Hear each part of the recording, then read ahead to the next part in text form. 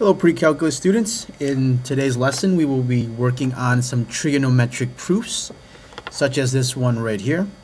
And one of the challenging things about learning proofs and getting good at doing proofs is there's really no algorithm or a specific list of steps that you could follow every single time. And so all you can really do is work on it in terms of strategies, seeing different ideas and a couple of different methods for doing proofs. And as you get more experience with doing proofs, you'll be able to better identify which strategies work in which particular situations.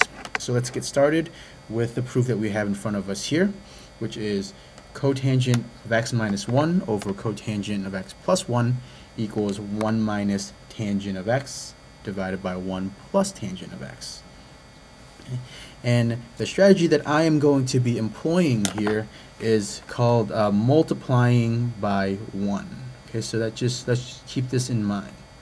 Multiplying by 1. Okay, and this is the strategy that I'm going to demonstrate here in this proof. Okay, so let's start with the proof, and we are going to start with the left-hand side.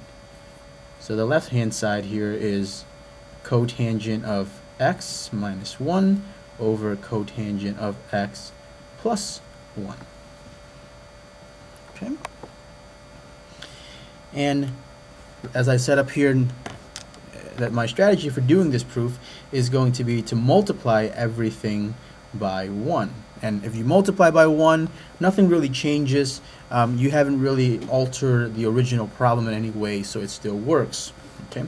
And just a note about doing proofs, you can work on the left side, you can work on the right side, but you can't do anything like multiply both sides by the denominator, cross multiply, anything like that would not be allowable or be permissible when doing a proof, because it assumes that the equal sign is true. And what we're asked to do here is to prove that that equal sign is in fact true. Okay? All right, so now that we have that caution there, let's continue with our proof here.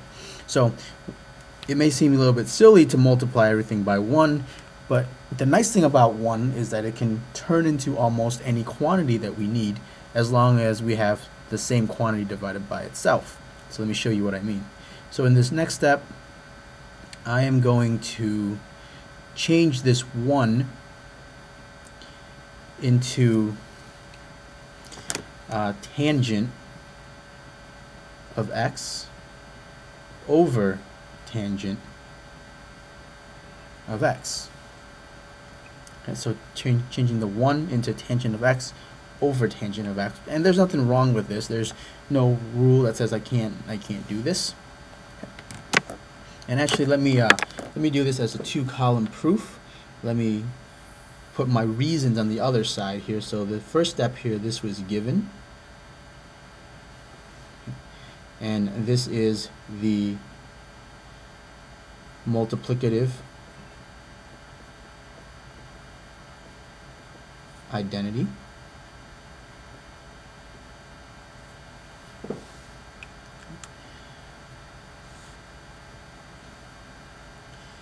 And so now what I'm going to do is multiply the numerator and multiply the denominator. So my rules here will be, my reason, so to speak, will be multiplying fractions.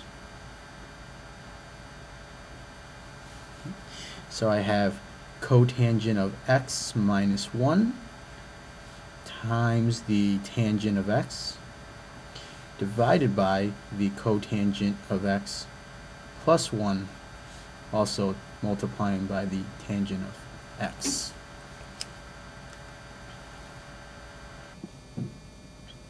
Okay, so I'm running a little bit out of room here, so I need to use another board. And in my next step, we're just going to distribute tangent in the numerator there. Okay, so this gives me cotangent of x times tangent of x minus tangent of x. Okay. And I am also going to do the exact same thing to the denominator. So using the distributive property as well, distribute tangent of x. So in my denominator, I get cotangent of x times tangent of x plus tangent of x. Okay, and let me write my reason here that this is the distributive property.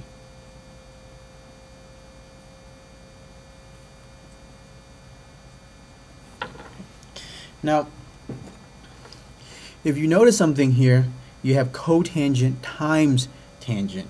So what I can show you on the side here in my reason is that cotangent of x is really cosine of x over sine of x. Okay.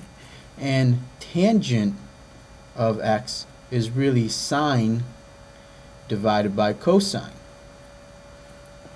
So if you notice here, cotangent and tangent are actually reciprocals of each other. So when you multiply two things that are reciprocals of each other, they cancel and you end up with 1. Okay, so let me show you all the extra work here. Okay, so on the top now I have cosine of x over sine times sine over cosine minus tangent of x. And in my denominator, I also have a similar situation. It's still cotangent, so that's cosine over sine times sine over cosine minus, or plus, I should say, tan of x. Okay, we get that one out of the way here. And so these terms are going to cancel. You have cosine and a cosine, sine and a sine. Same thing here in our denominator. Okay, and what you have left, it's not nothing. It's 0. Sorry, it's 1. Okay, so it's 1 minus tangent of x in the numerator, and then 1 plus tangent of x in the denominator. And if you notice, that is exactly what we aim to prove in the first place. Let me show you the original problem. Okay, so this is the original problem that we were trying to prove here, and in fact we arrived there. So that is the same thing as the right hand side. So there it is. We're done with our proof. Now let's just to backtrack a little bit and show you why that this entire proof is possible, because we multiplied by tangent over tangent, which is the same thing as multiplying by 1. Okay, so this is one strategy that you can apply, is multiplying by 1. Now I'm going to show you a few other ones, a few other strategies in some other examples with proofs, so you can kind of build a skill set for doing proofs.